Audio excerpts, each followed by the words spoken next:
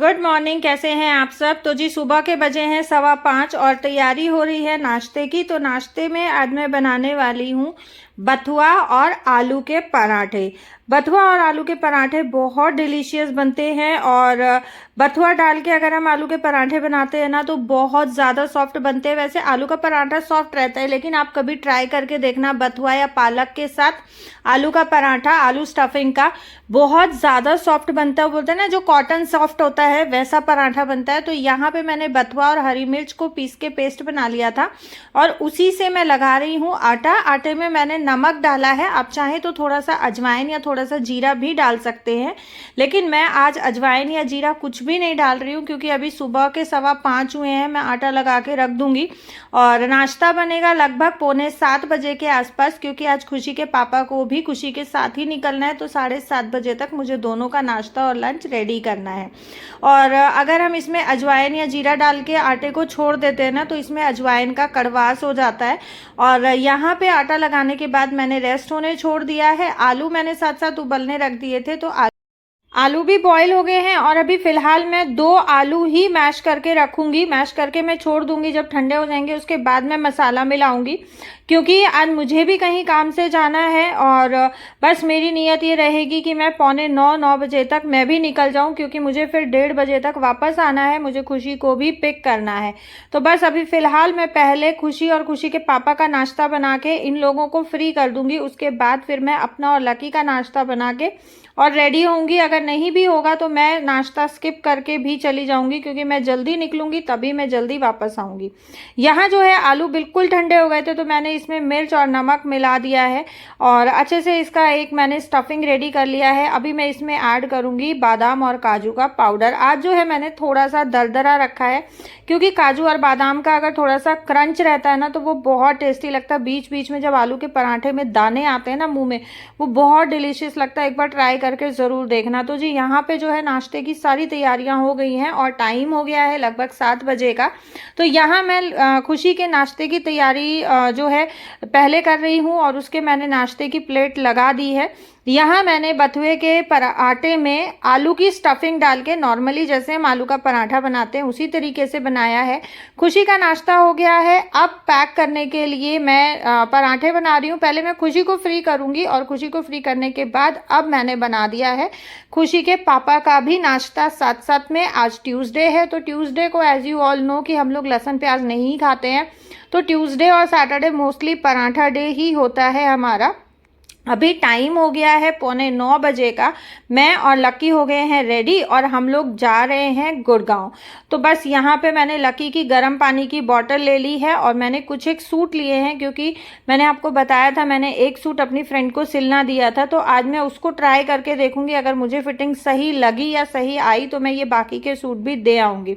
और गुड़गांव मुझे ऐसा कोई खास काम नहीं है, बट लकी को 3-4 दिन से, जैसे आप लोग जानते हैं कि बहुत तेज़ बुखार था, इसकी तबीयत ठीक नहीं थी, तो इसका ना मन बहुत उचटा उचटा हो रहा था। तो इसको बस ये था कि मुझे कहीं बाहर जाना है, मुझे कहीं घूम के आना है। तो मैंने कहा चलो थोड़ा सा हम लोग नानी के पास होके आते हैं, तो नाना जी की भी तबीयत देख लेंगे। और वहाँ भी सबको बुखार है, मम्मी को, अन्नू को, दिया को, सब लोग बीमार पड़े हैं। तो बस ये था थोड़ा सा हालचाल पूछ आएंगे, सूट दिखाएंगे, मेरा सूटों का एक काम निमट जाएगा। और इसको ना बुखार इतनी तेज़ था कि इसकी ना आंखों से पानी रुक ही नहीं रहा था, ऐसे आंसू गिर रहे थे, क्योंकि सिर में दर्द और साइड की इसकी ना जो इसकी माथे के साइड में जो नसें होती हैं वो बिल्कुल ऐसे चट चट चट चट कर रही थी। तो 3-4 दिन इसकी हालत बहुत ज़्यादा ख़राब रही है। और वही होता है, देखो यार, माँ बाप को है ना बच्चों के बारे में सोचना पड़ता है। बच्चों की ज़िद के आगे माँ बाप की नहीं चलती है, लेकिन मैं ज़िद वो पूरी करती हूँ बच्चों की जो जायज़ होती है। मैं नाजायज़ ज़िद कभी भी पूरी नहीं करती हूँ। अगर आप बच्चों की हर एक ज़िद पूरी करने लग जाओगे ना तो बच्चे फिर आपसे ऐसी ऐसी डिमांड्स करेंगे और ऐसे ऐसी ज़िद करेंगे कि आपके लिए एक टाइम के बाद बहुत मुश्किल हो जाता है वो ज़िदें पूरी करना। तो बच्चों की ज़िद पूरी करें, लेकिन वो करें जो आपके बस में हो, जो आप कर सकते हो। और अभी मैं आपके साथ शेयर कर रही हूँ हरे साग की रेसिपी। मैं गुड़गांव होके आती हूँ, तब तक आप हरे साग की रेसिपी और मिर्च के अचार की रेसिपी एंजॉय करें। तो यहाँ पे जो है तैयारी हो रही है हरा साग धुलने की। यहाँ मैंने हरे साग में लिया है एक बंच पालक का, थोड़ी सी मेथी, थोड़ी सी सरसों और पूरा का पूरा एक बंच बथुए का।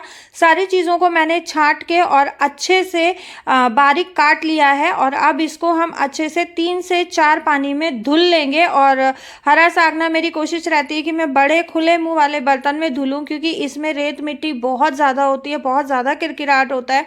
और अगर थोड़ा सा भी किरकिराट रह जाए ना तो आपका जो है पूरी की पूरी मेहनत बर्बाद हो जाती है, पूरा स्वाद का मज़ा किरकिरा हो जाता है उस किरकिराट के कारण। तो बस मेरी कोशिश यही रहती है कि मैं 3 से 4 पानी में इसको खुले बर्तन में धुलूं। अच्छा, सरसों के साग में, सरसों बोला जाता है सरसों का साग, बट हरियाणा में इसको हरा साग कहा जाता है, क्योंकि बेसिकली ये सिर्फ सरसों का नहीं होता है। इसमें पालक, बथुआ, मेथी, सरसों सारी चीज़ें होती है। अगर चने का साग है तो वो भी डाल लेते हैं, बहुत टेस्टी लगता है। तो इसमें सरसों और मेथी का अमाउंट बहुत कम रहता है, क्योंकि सरसों में भी चरचराहट होता है और मेथी में भी थोड़ा सा चरचराहट होता है, तीखापन होता है। इसलिए इसमें पालक और बथुआ ज़्यादा डलता है, ताकि उससे एक क्रीमी सा टेक्सचर साग में आ जाए। मैंने अच्छे से इसको 3 से 4 पानी में धुल लिया, जब तक पानी बिल्कुल साफ़ नहीं हो गया था।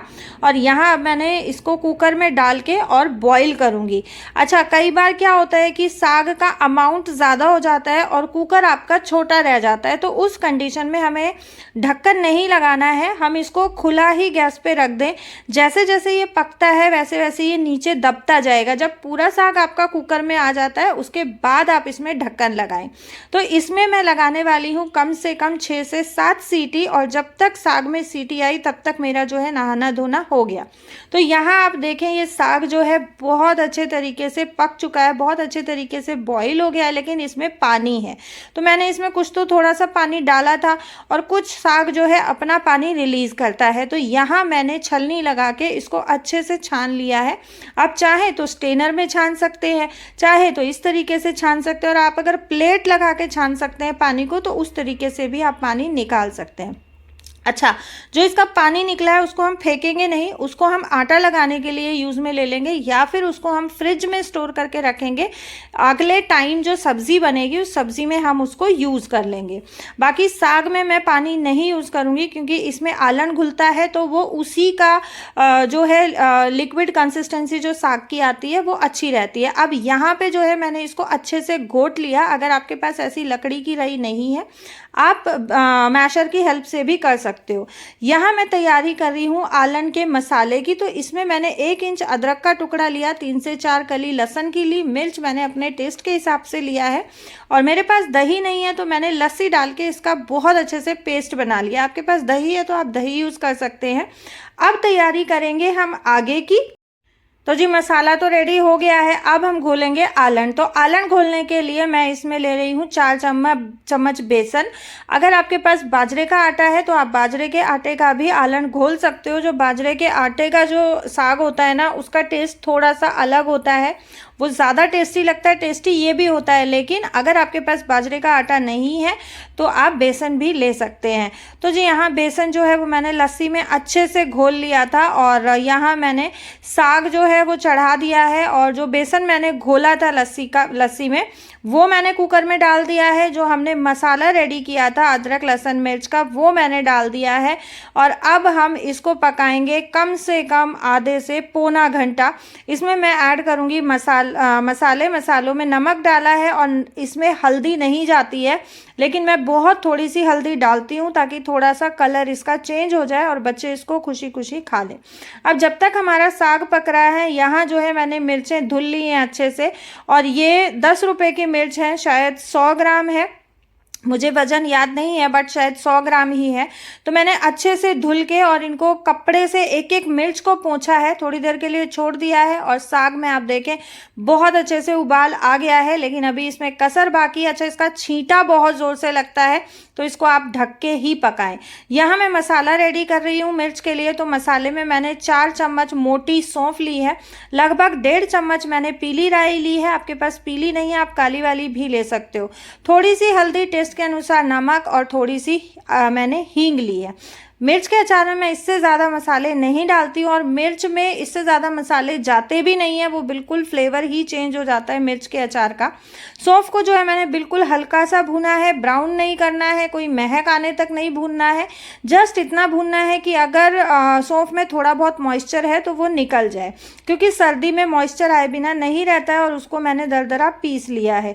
अब यहाँ पे जो है मैंने मिर्चों को बीच से पेट चीरा कर लिया है, उसमें सौंफ, हल्दी, नमक, हींग और जो हमने राई लिया था उसको भी मैंने पीस लिया है, अच्छे से डाल के मिक्स कर लिया है। थोड़ा सूखा सूखा था तो 2 चम्मच मैंने इसमें सरसों का तेल ऐड किया है। सारी चीज़ों को अच्छे से मिक्स किया और आधा मैंने इसमें नींबू का रस डाला है। अच्छा, सरसों का तेल जो मैंने यूज़ किया है वो मैंने उबाल के ठंडा करके यूज़ किया है, कच्चा तेल मैं यूज़ नहीं कर रही हूँ, क्योंकि हमारे यहाँ पे सरसों के कच्चे तेल के टेस्ट को पसंद नहीं किया जाता है, और शायद नॉर्थ इंडिया में हरियाणा, दिल्ली, पंजाब में कच्चा सरसों का तेल नहीं खाया जाता है, बहुत स्ट्रॉन्ग फ्लेवर होता है।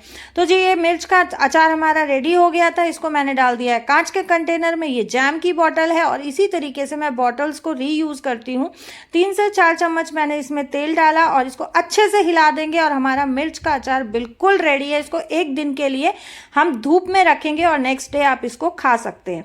अब यहाँ मैं लगा रही हूँ हरे साग में छौंक, सरसों का तेल लिया है, हींग जीरा भून लिया है, इसमें खूब सारा कटा हुआ लहसुन डालेंगे, खूब सारा कटा हुआ प्याज डालेंगे। अच्छा, अगर आपको एक्स्ट्रा खट्टा चाहिए तो लहसुन प्याज भुनने के बाद आप इसमें टमाटर ऐड कर सकते हैं, बट हम लोग एक्सेस खट्टा नहीं खाते हैं। मेरी लस्सी भी जो है वो खट्टी थी, तो इसमें मैं टमाटर आज नहीं डाल रही हूँ। और इसमें अब मैं ऐड कर दे रही हूँ साग जो मेरा पक चुका है, और साग मैंने कम से कम 45 से 50 मिनट तक पकाया है। और हरे साग को इतना टाइम जाता ही है, अगर आपको ये गाढ़ा गाढ़ा होता दिखता है तो आप इसमें पानी और ऐड करके इसको पका सकते हैं। तो जी यहाँ जो है मैंने हरे साग में छौंक लगा दिया है। अभी मैं इसको सिर्फ 2 से 3 मिनट के लिए अच्छे से ढक के और पकने दूंगी, ताकि जो मसालों का फ्लेवर है, छौंक का फ्लेवर है, वो साग में आ जाए। तो जी यहाँ जो है हमारी थाली बिल्कुल रेडी है। हरा साग, लस्सी, गाजर का सैलेड, गुड़ और रोटी। और यहाँ जो है मैं और लकी आ रहे हैं वापस आते आते ये था कि दिया थोड़ी ज़िद करने लगी थी, तो हम लोग वहाँ से 1:20 पे निकले थे, बट ये जो रास्ता है हम लोग दूसरे रास्ते से आए थे, तो यहाँ से हम लोग 20 मिनट में द्वारका पहुँच गए थे। लेट नहीं हुआ था, खुशी की छुट्टी से पहले ही हम पहुंच गए थे। और ये वाला जो रोड है, जो इस एरिया के हैं, किसने पहचाना कि ये कौन सा रोड है। ये वाले रोड से जब हम जाते हैं ना, बिल्कुल पहाड़ों वाली फील आती है, क्योंकि इसमें साइड में नहर है, बहुत अच्छी फील आती है। यहाँ पे टाइम हो गया है शाम के लगभग 5 बजे का, और मैं खुशी को लेके आ रही थी, तब मैं लेके आई थी कुछ सब्जियाँ। वहाँ पे मैंने शूट नहीं किया, क्योंकि ये वाली वीडियो ऑलरेडी बहुत लंबी हो चुकी है। और आप ये देखें, ये मेरा नया वाला फ़ोन क्या नाटक कर रहा है, एक बार लाइट आ रही है, एक बार जा रही है, एक बार आ रही है, एक बार जा रही है। और मैंने ये वीडियो एडिट करते टाइम देखा तो बहुत ये फ़ोन में मैं परेशान हो गई हूँ। यहाँ मैं खूब सारा धनिया लेके आई हूँ। ये परात में धनिया है, 30 रुपए की बहुत भारी गड्डी दी थी, क्योंकि बच्चे कई दिन से बोल रहे हैं मम्मी ढोकला बनाओ, ढोकला बनाओ। और मुझे कमेंट भी आया था कि दीदी आपकी रेसिपी से मैंने बनाया, लेकिन मेरा उतना स्पॉन्जी नहीं बना, तो आप प्लीज़ दोबारा से शेयर कर दो। तो बस मुझे ये था कि आज धनिया बहुत अच्छा आया हुआ है, तो मैं धनिया ले लेती हूँ। मटर लेके आई थी, मटर मैंने छील के रख ली हैं। थोड़ी सी मिर्चें लेके आई थी, क्योंकि मिर्चों का अचार ख़त्म हो गया है, तो मेरे को दोबारा डालनी है। और मैं ऐसे ही इंस्टेंट डालती हूँ, थोड़ा सा डालती हूँ, उसको यूज़ कर लेते हैं, फिर थोड़ा डालती हूँ, फिर यूज़ कर लेते हैं। तो बस यहाँ पे मिर्चें छाँटने के बाद मैं लगी हूँ धनिया छाँटने। सारी चीज़ें मैं बैठ के छाँट दूँगी, क्योंकि यहाँ मैं कर रही थी अपने फ्रेंड्स के साथ गपशप, और मेरा यही रहता है कि मैं फ़ोन स्पीकर पे डाल देती हूँ, या फिर मैं ब्लूटूथ लगा लेती हूँ अगर मुझे घूमते फिरते काम है तो।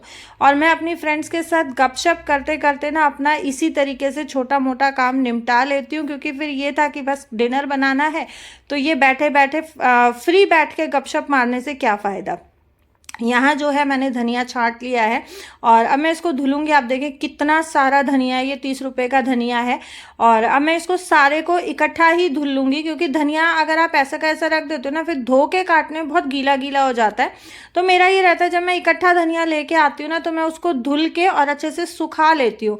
तो ये रहता है सूखने के बाद सिर्फ पत्ती पत्ती रहती है, तो आप बारीक भी चॉप करते हो ना, बहुत इजीली चॉप हो जाता है। और धनिया में मुझे चॉपिंग में बहुत आफत आती है, तो मेरा बस यही होता है कि मैं सूखा हुआ धनिया ही चॉप करूँ। गीला धनिया तो चॉप करने में मेरे को बहुत मुसीबत लगती है, क्योंकि एक तो वो हाथों में चिपकता है, मुझे बिल्कुल अच्छा नहीं लगता है।